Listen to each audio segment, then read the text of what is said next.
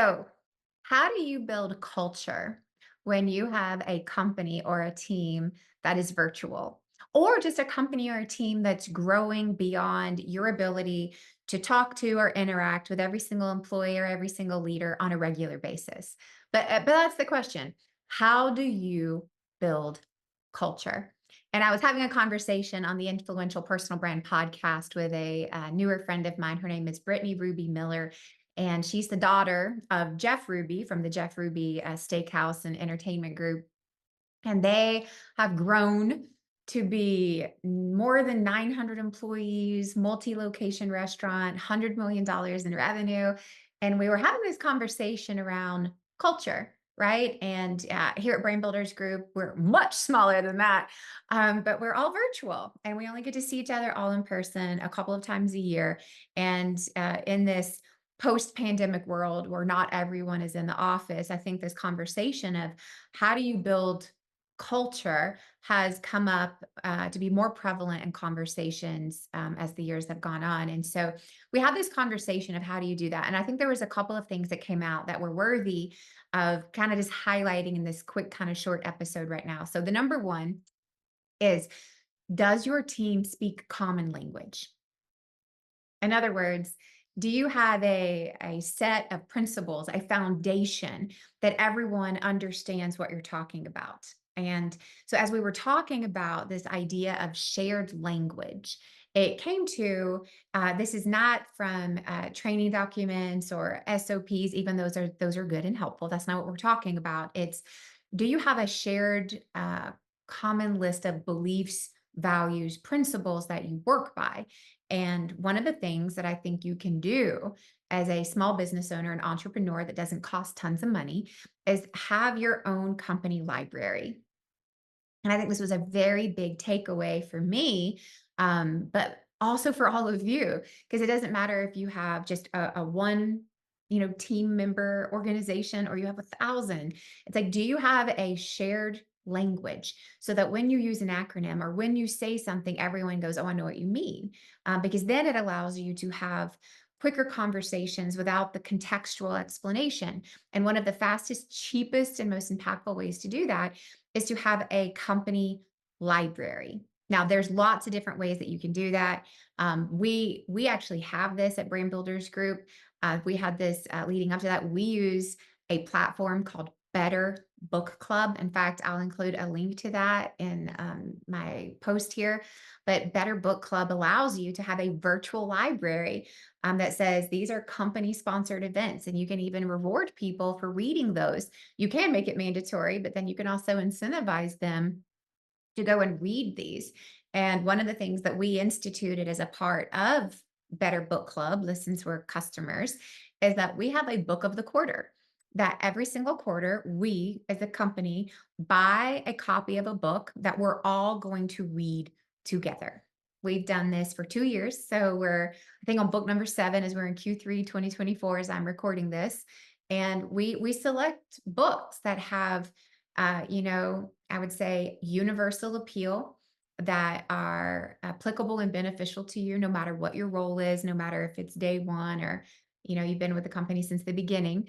Some of those books have been Unreasonable Hospitality by Will Guidara. It's one of my top 10 favorite books of all time. It was mandatory reading for our entire company in Q2 of 2024, right? We started the year, Q1 this year, with Extreme Ownership by Jocko Willem and Leif Babin. We said we started the year on this kind of accountability mindset that we all need to take ownership. If you see something, say something. It's not your job or your job, it's everyone's job. Do we have to own this? So we started with that. And so that allows all of us to have common language. So when we talk about it, like, are you owning this? All I have to do is go, hey, do you remember when we read Extreme Ownership? That's what I'm talking about right here. And that's all I have to say. Right. Same thing with Unreasonable Hospitality. It's like, people know when I say, hey, are we being unreasonable with this? That it's not a bad thing. It's going, hey, are we really doing this with intentionality in mind? Are we doing this because it's easy? Or are we doing this because we want people to feel seen, loved, and cared for in a unique and personal way?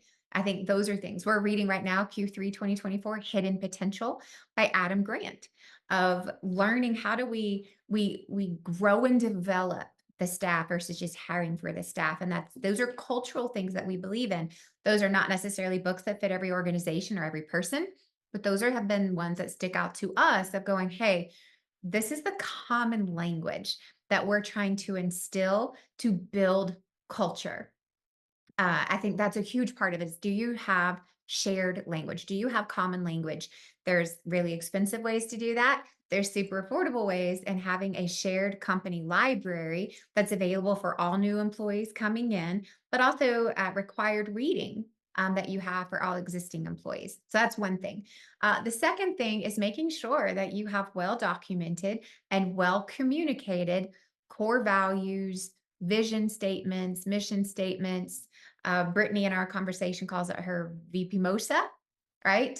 And I think I don't know if I'll get all of these, but it was like um, vision, principles, mission, operating guidelines, S&A, systems, and accountability. Oh my gosh, if I got that right, this is a miracle. Don't hold me to that, but VP MOSA, VP MOSA, VP MOSA. Can look that up. But for us, we have a set of 6 core values. And every single month at our all hands on deck company meeting, we go through these and we have someone in the company volunteer. They pick one of them and they do a mini 5-minute core value presentation. Right. So we have all of them available every single month as we open up our company meeting. But then somebody volunteers, or sometimes they're voluntold, but for the most part, they volunteer and they put together like, why did they pick this core value? How do they see it being lived out? And why is it important to them and their role at this specific time and time and place, right? So I think that's just keeping them real. And it's not that they're hearing it from us. It's I care what the team has to say. And honestly, their presentations are so much better than mine. But that's one thing that you can do is just have like, hey, these are the core values that we operate this company with. And I think the most important thing is sharing those when you're interviewing people during the recruiting and hiring process. So you never want someone to come on board and be like, whoa, where did that come from? So the openness, transparency of going, hey, this is how it is. It's not for everyone. That's okay. But before you take a position here, you should know this is what it's going to be like here. Opt out now. No hard feelings, like, no guilt, but opt out now.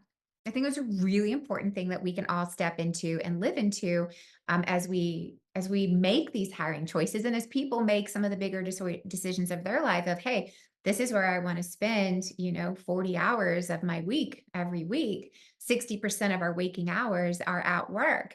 You better be aligned with your mission, values, mission, purpose, with your company. Otherwise, you're going to be miserable. Money's not worth that. It's just not. So that would be something. The other thing, when you talk about mission and vision, right? It's like, why do you exist? Why does your company exist? What's your purpose for being in business to begin with? And what I have found is, I hope this is helpful and impactful for our team to be reminded every single month, at least monthly. We're going to read this together, and we call it our brand mantra. But it's basically our vision and mission statement. It's why we're here, what we hope to do, our purpose, how we do things. But we call it our brand mantra. You may call it your vision statement, mission statement, purpose, whatever you want to call it. But for us, it's a brand mantra. And I do hope it's important for everyone to take a step back and for at least 5 minutes as we all read it together to remind ourselves, oh, yeah, that's why we do that. Oh, yeah. I remember that now because it's easy to forget. And I hope everyone else finds it important. But what I have found that for me is that I need to stand back and read that every single month so that I don't forget why we exist, what our purpose is, what our mission is, what our vision is in the middle of customer service problems or inundation of reporting and analyses or managing deadlines or missed deadlines or projects that didn't get done or missed the budget or did it, whatever all the stuff is in the middle of all the stuff going on, which sometimes isn't very fun. I need to step back every single month, at least for me, and go, oh, yeah, That's why we're here. That's why we do what we do. And if it's important for me, then I know it has to be important to at least someone else in our team, someone else in the company to go, this is more than about just money, right? It has to be, right? For all the things going on, it's like people could do a lot of different jobs. It's like, it's got to be more than just about money. And that is how you build culture. It's like, do we agree on things that are beyond paychecks and benefits? And the answer is yes. It's like, I want people who want to be here, not that they have to be here. I don't want a paycheck to be the only reason our team is here, which means that we have to attract people on common and shared language and beliefs, and we have to keep them based on the same things because not every job has all glamorous parts, and not every company is going to be sunshine and rainbows all the time. There's going to be stormy weather and there's going to be hard times and people make it when we go, but it's more than about just me or just my department or just my paycheck, right? It's got to be about more than that so that we can weather the stormy times, but also celebrate in the good times. And so those are just a couple of things as you're asking yourself, like, how do we build culture?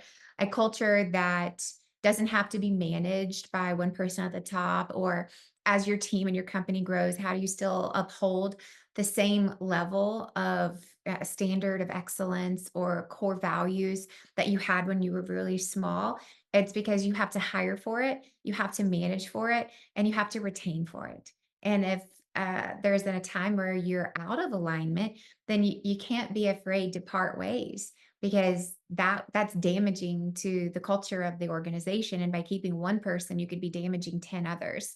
And those are things where it's like you hire for it, you manage for it, you retain for it, but you also let people go for it because you all have to be in alignment to have a good, healthy culture. We are not perfect at this, let me tell you.